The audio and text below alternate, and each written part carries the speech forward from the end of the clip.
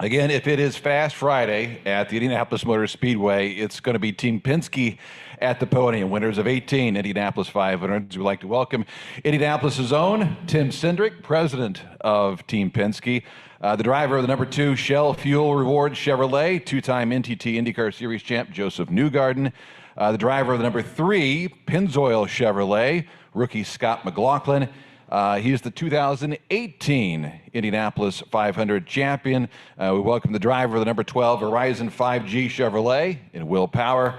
And of course, the 2019 winner of the Indy 500, driving the number 22 Menards Chevrolet. It's Simon Pagenaud. Some of the more impressive numbers from this great race team. You probably know many of them by heart. This year marks the 52nd year Team Penske has entered the Indianapolis 500. 18 wins, of course, from 13 different drivers over the years, all a part of a team that has a combined 767 years of IndyCar experience. That seems like a lot. Let's start with Tim, who's sitting there nodding his head. And as an Indianapolis native, Tim, certainly your reverence for this race ranks right up there with anyone.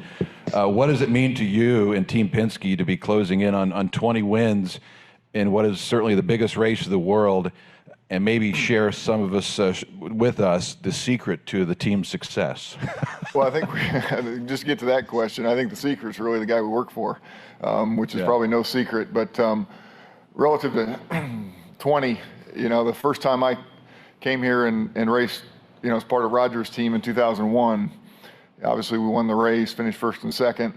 And I'll never forget in Victory Lane, I said to Roger, this might be 10 for you, or 11, I guess it was at that point, 11 for you, but, this is something, my father's worked here all his life and never accomplished that. So it's a pretty big day for me. And he looked at me and he just said, I want 20. And I'm just like, in the moment trying to comprehend one, and he's already thinking nine ahead. So, I'd love to make all that possible here in the next few years, but sometimes, you can win this race a few years in a row and it doesn't choose you for quite a few more years, so you never know when it's your turn. For Simon Pagenaud, again, the 2019 Indianapolis 500 champion. Last time the race was run on its traditional Memorial Day weekend. You became the first Frenchman in 100 years to win the race. Looking back on it now, how did that change your life, and what do you need to do it all over again? Well, it's the biggest race in the world. I think it's simply said for any races. It's a magic moment that happens in your career. It's personally a life accomplishment. So obviously it has a very special connotation. Doing it again, I suspect the race is going to be quite different this year. We obviously have a different aero package, we've got the aero screen on the car.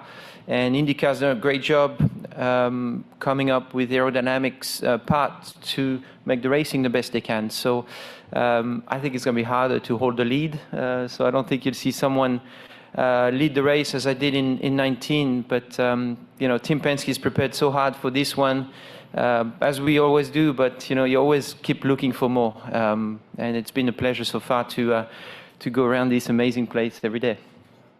It's a privilege and an honor when you drive through that tunnel right on the south side to come into the Indianapolis Motor Speedway. And Will, it hasn't been all that long ago when you won the Indy 500. How much does experience pay when it comes to this place, and will it help going into next Sunday's race? Yeah, I mean, I feel more comfortable than I've ever felt around here right now, just from experience. And it's amazing that you keep learning as you go, but it's different every year. The package is, once again, is certainly going to race different. It's going to be closer, kind of packed up sort of racing where the top 2 will switch back and forth. So I think you've got to just put yourself in that position. Like every year in that last stint, you have to be in that top 2 on the last restart or the last pit stop, whatever is the last thing to happen. So, I feel like as a team we've done a lot of work to improve the cars over last year and have a really good chance this year. So I think the moment of truth is qualifying to see where the true speed is, and I really hope that we're all in the top 9. All right, Will, stand by. Josef Newgarden again. Certainly your resume stacks up with anyone, and over the last 4 years or so, but there's always something about Indianapolis, right? That's the one you really want to win. You've come close the last couple of years. Why is this the year for you, do you think? Well, I had to make sure we brought someone else in that also hasn't won it in the team, so I'm not the solo guy that hasn't won the Indianapolis 500 on the team, but yeah, I think like Tim said, you never know when it's your day. And I know, having driven this place 9 times and going into my 10th, you've just got to be prepared for the opportunity. You've got to put yourself in position here. That's the key element, I think, is giving yourself an opportunity to win the race. And if it's your day, then you need to seize it. So yeah, we feel good. It's been a blast working with everybody as always. Always excited to be here. Always have fun every single day. Trying to stay calm and collected, and make sure you're absorbing any knowledge you can each day, whether it's good or bad knowledge. It all helps you at the end of the day. So we're charging forward. I feel really positive with our Fuel Awards car. I think it looks good. Feels fast with Team Chevy. So we'll see what we got this weekend. One more question. Again, we have the standing microphone located to your left. We'll get to that here in a second. But first, want to hear, obviously, from Scott McLaughlin. It wasn't all that long ago, last fall, when you had your first test here on the oval. But certainly you come in this with so much experience, supercar championships, Bathurst 1000. You've been at some world renowned events before and have won. How does Indy compare to all of that, or does it? And what's your experience been like so far? Yeah, well, not one of those things prepare me for this. It's it's a unique beast. But I have got a great team on my back with me, and my teammates as well pushing me along, and I'm learning so much. I'm just soaking everything up like a sponge, So I'm really excited. I think the Pennzoil Chevy's feeling good in qualifying and race trim. But yeah, I'm just learning it. I'm building up to it, trying to just ride in traffic and learn different lines and follow different people and lead and go back in the 6 deep and 5 deep, and yeah, just enjoying the experience. It's obviously going to be a little bit different this year to what we normally expect, but it's going to be a hell of a lot better than it was last year. So I'm excited for that and excited for the experience. Welcome to all of you. Let's go ahead and open up for some questions. We'll begin and say good morning to Jenna Fryer from the Associated Press. Hey, Jenna. Good morning. Thanks, guys. First of all, I just want to get out of the way. What is the difference between the photo you guys took on Tuesday and the photo Ray Hall took yesterday? Jenna, I think if you're referring to what happened yesterday, obviously we are all pretty fortunate that ended in the way that it did, rather than in some other way. What we did on the first day or whatever is something we've done every single year here, or we've at least attempted to. It's been a little different. Obviously, a lot of you know that the tradition in the past, and I think if you look back in other years, you will have seen that we've waited to go by the first time, and our instructions really have been, hey, if there's anybody else on the racetrack, we'll call it off, and if not, we go ahead and do that. But it's been the only time in which we've ever attempted that, but it's been something that we try and do as a tradition, is to be first out. It's just a way to start May, and something Roger's always taken a lot of pride in, and if we get the opportunity, then we come across the line as a team, and if we don't get the opportunity, we call it off. So really, it's just, for us, it's always been an awareness situation, but it's always been the first session, the first time, and we've never had a problem. And yesterday, obviously, was unfortunate, and all the circumstances were not in a good place. But anyway, I think we all will learn from it and move on. Should there be a designated time for teams that want to do that? I don't know. I think that's really not up to us. I think it's just, as opportunity presents itself, we've taken advantage of it more as a tradition more than anything else, and really never thought of it at any other point. And I guess this might also be for you. I've noticed Greg Penske on the timing stand a lot more this year. What is he doing? What's his role? Greg's a supporter of ours, big supporter of ours. I think on the timing stand itself, maybe you've noticed him more often, but honestly, Greg has always been there, He's been there whenever he can be there. Obviously, his businesses and his core business is all in California, but he's been a key supporter for the 20-some years that I've been here. So I guess I don't really see it as any different. He's not making any like race changing calls? No, I'd love for him to call the races. You know, I've always wanted as many members of the family as possible, and obviously Jay was part of the series for many years, and now he's doing Formula E.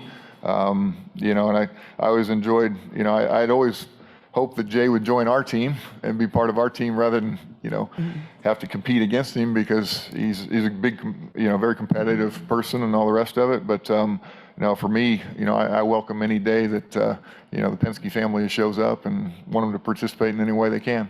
And then for the drivers, Tim said that RP says he wants to win 20 Indy 500s. I know you all know that he loves this race. He wants to win this race. What sort of pressure is there to go and get numbers 19 and 20?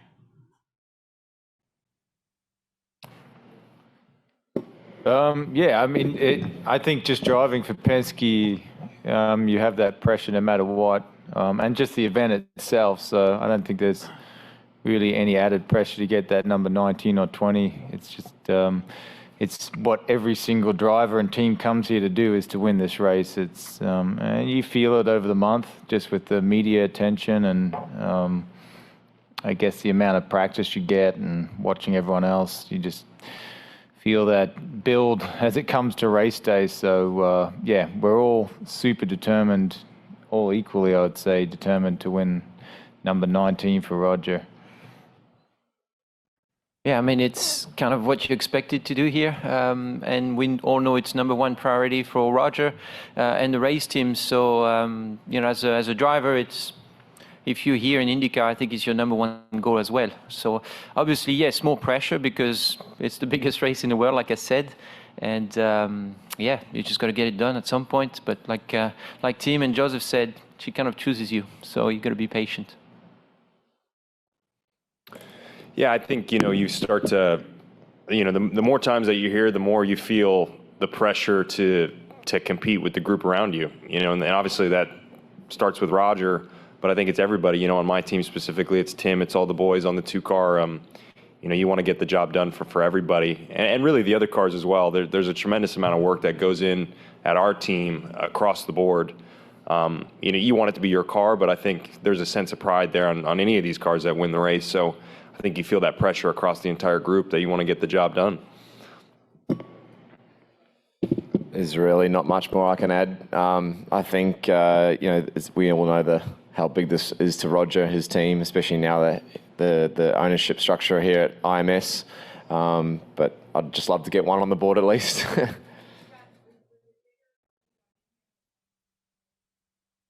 I've been here before on various occasions. I came here for the 100th in 2016, and it was a pretty special moment then.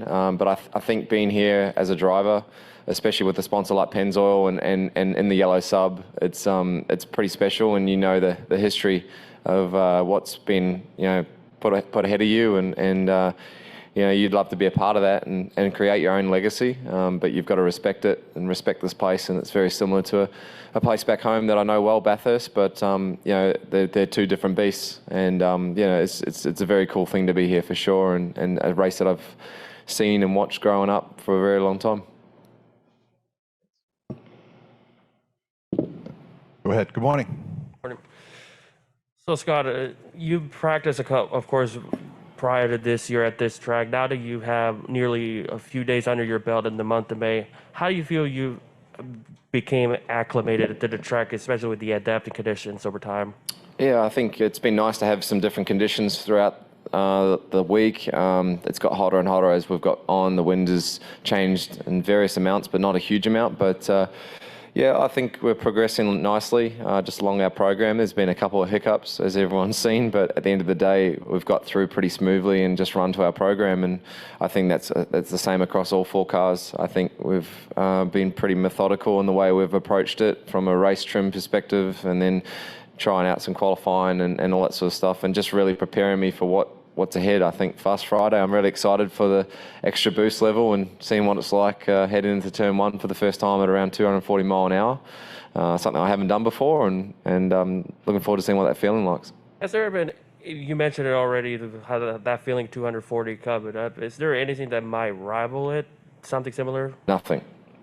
No, nothing. It's a very special thing and very unique to this one place, and that's why it's so special. Morning. Yeah, this is for Tim, and if any of the drivers want to chime in. We saw what it ended in Daytona 500 with Brad and Joey. You guys talked about how the top 2 guys can pass pretty easily. Has there been any discussions, or do you foresee any discussions of you guys are running 1-2 in the closing laps next Sunday? Yeah, we haven't got to Sunday yet for sure, but yeah, we've seen that obviously, and how that turned out, and that was unfortunate for a lot of things and a lot of reasons. But you know, I think when you look back to, you know, watching, was it Will and was it you and Montoya going toe to toe there? It was probably the most recent one from our end, and you know, I think these guys know exactly, you know, what they're trying to achieve, and you know, it's the biggest race in the world. You know, and Daytona is right up there with it as far as, you know, prestige in the NASCAR series. So it's really hard to tell these guys anything else but to go for it, and you know, just race each other fair and clean, and hopefully they bring it home. But I think they all know and respect exactly, you know, what it means to the team, to Roger and all the sponsors. So you know, I think you know, even going back to Brad and Joey, you know, they certainly didn't want that outcome. But you know, it's part of racing. It's part of the risk that you take, and you know, I think these guys doing it, you know, at the speeds they do it at, you know, they've got a little self-preservation in mind as well. So you know, I think it's very, very, I guess, expected for whoever's first and second here to, you know, race right to the line. So you know, Roger's always said that you can race as much as you can, but just don't hit each other, and sometimes it goes the other way. And of the drivers, you guys race each other any differently than you would if it was not a teammate at the end? Yeah, no, I think Tim hit the nail on the head of self-preservation. You know, it's pretty high speed, and yeah, it's not like NASCAR. You can't bump, you can't touch, and you know that. So basically, if you put yourself in a position where you're going to hit a car, you're not going to finish the race and you're not going to win it. So, you know, you know that. And you race accordingly. Obviously, it's a pretty big prize at the end. So, yeah, yeah. I mean, just it is what it is. You got to race smart, and that's the only way you're going to win the race. And for Simon and Will, back in 18 and 19, obviously you guys won. Was there a moment in the month that you knew that I've got a car that's capable of winning this? And are you there yet after 3 days of practice? Yeah, I mean, we had an incredible package in 19, and Chevy Power really helped us tremendously all month. I mean, all 2 weeks long, really. So we knew we had a shot, but there are so many things that can happen during the race that you're not in control of. So, you know, we tried to take our destiny in our own hands in the race, and led a lot, maybe too much at some point, and then it turned back into our hands. You know, it could have gone the other way. So I think this year, I think we're close to being where we were in 19, but I think the whole field is a lot closer. So I can't control the others. I can only control myself and my team, and I think we're doing everything we can to be in the same spot. Question for all 4 of y'all. Porsche recently announced that they're going to be partnering up with Penske to go to, you know, IMSA and Le Mans. Do all 4 of you have an interest in going to Le Mans and racing for Team Penske over there? Yes. Yes. Certainly. That would be awesome. And the 2 of y'all? Yep. Last question for me. Scott, what happened to your keys? Oh, I don't know. Lucky I can drive. What do you think? Who gets to go in the Porsche? I don't know. I don't know. We'll talk about it in a couple of years. Good. Oh, no, don't do that. The suggestion was Penske games to decide who's in the Porsche. Okay. Their minds are wondering right now with this opportunity. Okay. Hi, Bruce. Morning. Simon, you've been toward the top drivers in the no-toe speeds. Is that by design, or is that by just the way it's fallen when you've been on track? And how important are those speeds? Well, we did some qualifying runs yesterday to try and see what speed we could squeeze out of the 22, and we were pretty pleased. It looked. I don't know what others are doing. That's just like I said to Eric. It's we'll see really today where we are, but we had a good feel for it. I think we got a little bit more speed that we can find today, so it's really encouraging for the whole team. The goal is really to get one Penske car on the pole. Any others want to weigh in on what the no-toe speeds, how valuable those are going into tomorrow? I don't know if they're valuable from yesterday, but yeah, we'll see today. Get a feel. It's very difficult. If you can see a car, you're getting help. But that will be classed as a no-toe because it's about 10 seconds ahead. So you won't really know until everyone runs on Saturday. But I feel like we've got pretty reasonable cars. And there seems to be a tremendous youth movement that is involved in IndyCar right now. 3 of the first 5 winners have been first-time winners. Scott's, knocking on the door, ready to get a victory. How do you guys assess the way that this influx of talent over the last couple of years has been for IndyCar? I think it's just I guess you could say in some ways it's a changing of the guard from and someone's got to step up. There's a lot of young people coming through the Road to Indy program, which I've seen firsthand this year for the very first time. I think it's a great program that IndyCar and everyone involved has got through the F2000s, the Pro 2000s, all the way through to Indy Lights. So it's a great category to watch, and I think Renus, Pagenaud, Colton, they're world-class drivers, and they're in world-class teams. And like Simon said before, the competitiveness between the teams now in IndyCar is there's not much in it, and really anyone can win on the day, which is not many race series in the world have that. So it's exciting, I think, and I think it's great that IndyCar are taking it in their stride to promote it and get excited by it. And I'd love to be a part of that as well. Well, you've got to, like Scott said, there's a great mix of talent. I think the most glaring thing about the series now is the parity.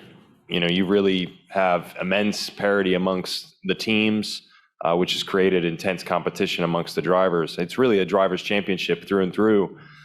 You feel like you show up and can make a difference nowadays. And I think you're seeing that with the young guys. The young guys are coming in and they see that opportunity, and they're, quite frankly, taking to it very well. A guy like Scott can come in and push us around and make us better, and be right there. He's pretty close to us, right out of the gate in these first 5 races. So I think you're seeing the same stuff with other drivers and new drivers coming in, and it's created a good challenge for everybody. It's a very difficult championship now to be the best at. Consistency is pretty important, but trying to stay on top of sort of the speed mountain is getting increasingly difficult. Morning, David. Morning. Scott, obviously one of the last most recent rookies to win this race was Helio in 2001 for Penske. Do you go into this feeling like you actually have a legit shot at not just being Rookie of the Year, but actually winning it, and does that add extra pressure? No one puts more pressure on me than myself. I've always run by that. I'm in a car that certainly can win the race. I'll be right there, but I've got to work on my timing. I've got to learn this. I'm trying to learn it at a very fast rate.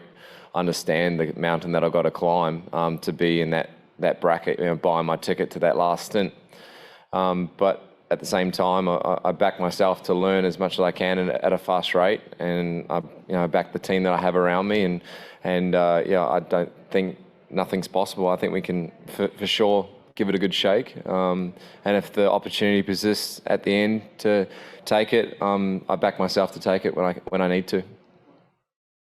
Tim, how do you rate Scott's chances? What do you think that he still hasn't experienced in the last, well, in the tests or here, that could prevent him from being, your next rookie winner?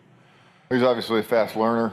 I think, like Will said, I think you learn here every year you're here, and every year you're here, you put yourself in different circumstances, different situations, and just qualifying for the race is going to be the first step of that. Is where you start, because the qualifying process and the things you go through, I think it's really hard to maybe answer that question until you see a rookie of any kind go through the whole qualifying process, because it's different than anything they've ever done before, with a 4-lap average and the conditions that we'll have, and the fall off that you have during those runs, depending on how aggressive you are. So I guess the only thing we've really said to Scott is just try and worry about the things you can control.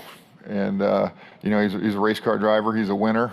He's had a taste of oval racing at Texas, obviously, and he responded to that quite well. But this place, it's a long race, but yet it seems really short sometimes. And it's like Simon was talking about his race, where if you're sitting in my shoes, you're wondering why he's leading so many laps. But he's learned that that there's times when that's the right thing to do, depending on what car you have and all the rest of it. And I do believe that this place chooses you sometimes. And for him, he wasn't going to have enough fuel to make it happen until there was a caution, and it all came at the right time, and he took advantage of that. So I think Scott has as good a chance as any rookie here has ever had. But the experience, you can't put really a value on the experience around here. So he's with our team for a reason. Morning, Nathan. Question for either Will or Simon, or both of you guys certainly can answer. Took you guys a handful of years to come across your first Indy 500 victory. Can you describe a little bit about what that anticipation was like, coming close a handful of years, and how you guys managed that, maybe the mental side of things to be able to break through in 2018 and 2019? It was certainly, when it comes up on 10 years, was becoming, I guess it was added pressure, especially when you've won a championship and that the other box that you have to tick to be regarded as a successful IndyCar driver was to win this race. So it certainly built a lot, and you started to wonder if you'd ever win it. And like these guys have said it, or Tim said that the place basically chooses you. I remember in 18, the week before, I almost said to my wife, I know I'm going to win the race. I just felt that way. I don't know why. It's just a pretty normal month. Car felt really comfortable, but and then waking up on race day just had such a easy, good feeling. It's such a funny race. It's so hard to even kind of predict what you think is going to happen. You just don't know the things it's going to throw at you over the years. But it's a hard one to win. But when you win, it's the most satisfying moment of your whole career. More than the recognition in the business, for me it was more a personal thing. Just all the work that you do since you're 8 years old in a go-kart, learning, and then learning the right way and going every step of the way through the racing ladder. And then, personally, as a Frenchman coming here at the Speedway, you're not a favorite. You're not a favorite because oval racing doesn't exist in Europe. So, having to learn that discipline, or that skill, I should say, was something new in 2012. So it's not that long ago at the time. So it just felt like a great personal accomplishment. And till the end of my life, that'll be a very, very special thing for myself. Morning, Nate. Morning. For Tim, going back to that conversation with Roger in 2001 in Victory Lane, obviously he's got a lot of other responsibilities now with IndyCar and IMS and everything, but how much do you still hear from him about performance of the team and wanting to do well? Oh, that hasn't changed, without a doubt. And in fact, it, continues to increase. So, I don't see that letting up at any point. Is 18 months into, him sort of being now separated from the team, like, how is it different? Like, is it more comfortable? Was it ever awkward at all, or? No, I think the biggest difference is, we miss him in pit lane, not knowing really where he is, or, knowing, when I say where he is, I mean during the race itself, used to knowing what pit he's in, and how to have a conversation with him during the race or ask his advice, or vice versa. So you kind of miss that camaraderie during the race. But obviously we all understand why that is and respect why that is. But for me, it's once the flags fly or the checker flag falls, it's very similar. I don't think it's really a lot different from where I sit in terms of our interactions or how he helps us run our business. And for the drivers, maybe we heard from Will and Scott, maybe for Josef and Simon, 5 races this year, 5 different winners, none of them from Penske. Somewhat surprising, but then again, there was so much talk about how competitive it was going to be coming in this year. Do you guys feel like it's just circumstantial that one of you hasn't won a race yet, or has it just been you guys haven't had that best car for a race yet?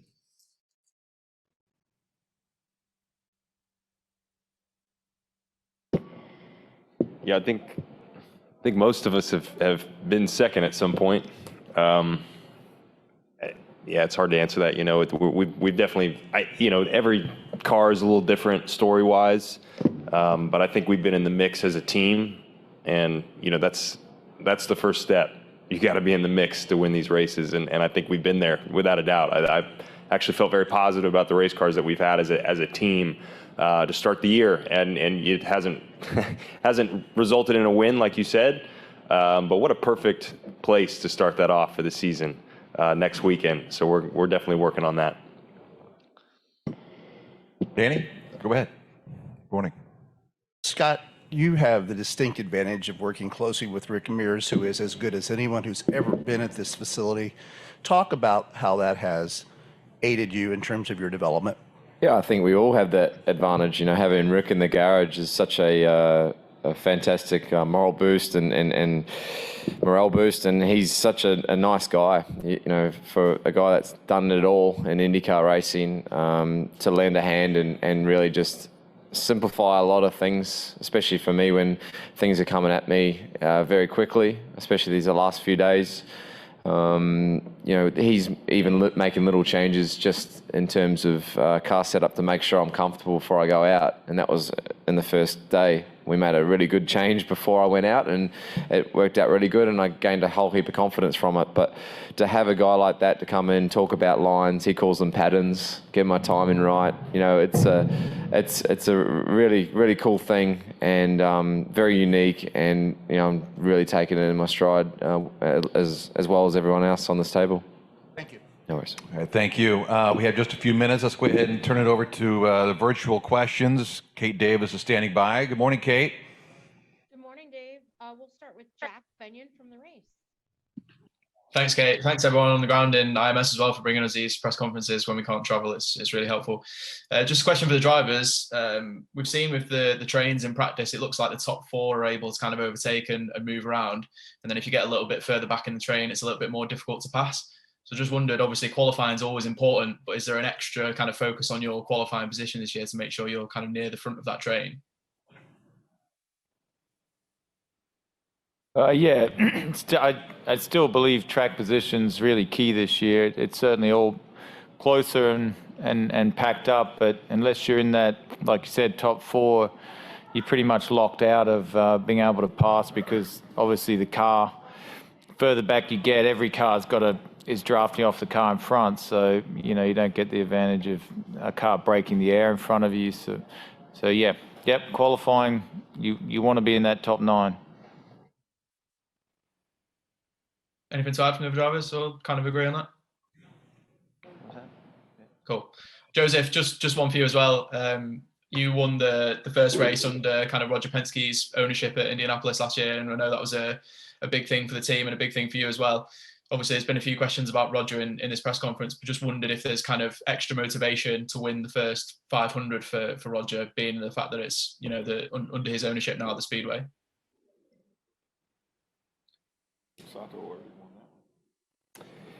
Yeah, I think, yeah. I mean, I think, you know, certainly, obviously, we've already had a winner with Sato, right, last year. So are you speaking specifically to being on the team or just in general?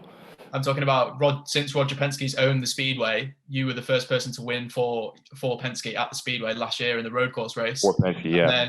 And then obviously, since Roger's owned the Speedway, you didn't win the 500 last year, so Penske's not won a 500 since Roger has owned the Speedway. So I was just wondering if that gave you any extra motivation as a team to kind of make that happen. Yeah, I mean, I think there's definitely motivation on all of our parts.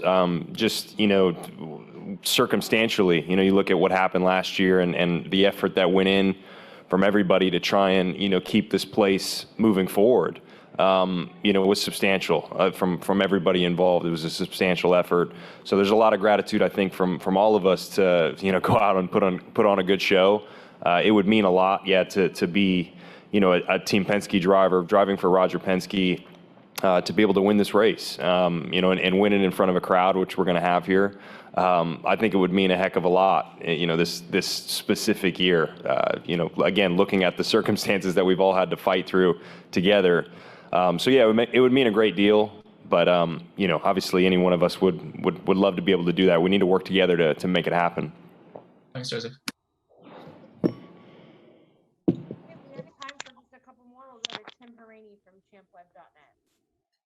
Thanks very much, Kate. Appreciate that. Good morning, everyone. Question for Tim. Tim, are you happy with the gains you've made from last season's Indy 500 to this season's 500 in both the aerodynamics and the engine department, and why? I guess probably early to answer that question, to be honest. Today will give us, you know, some indication of the difference between last year and this year. But it's really difficult to tell in the running that we've done at this point in time to what degree, you know, our competitiveness has changed from last year. I know that there's been a lot of work put in, not only from our team, but also from everybody at Chevrolet into, you know, how to make ourselves more competitive than we were last year, you know, not only as a team, but, you know, as an overall manufacturers group. And, you know, I think we're optimistic that we've closed that gap, but we only know what we've accomplished and what we've done, and I think we've taken good steps there, and I think our preparation for the race and understanding the different things that occurred last year, I think is as good as any year that we've been here, but then you have to execute. So you can have the best cars and the best aerodynamics and the best engine, and if you don't execute on race day in the pits or anywhere else, I think that, you know, it's not going to be your day. This race is won typically by somebody that doesn't make any mistakes as a team. So we still need to execute on that end. But answer your question is, you know, our first goal is our qualifying. You know, last year we didn't have any cars in the top 9.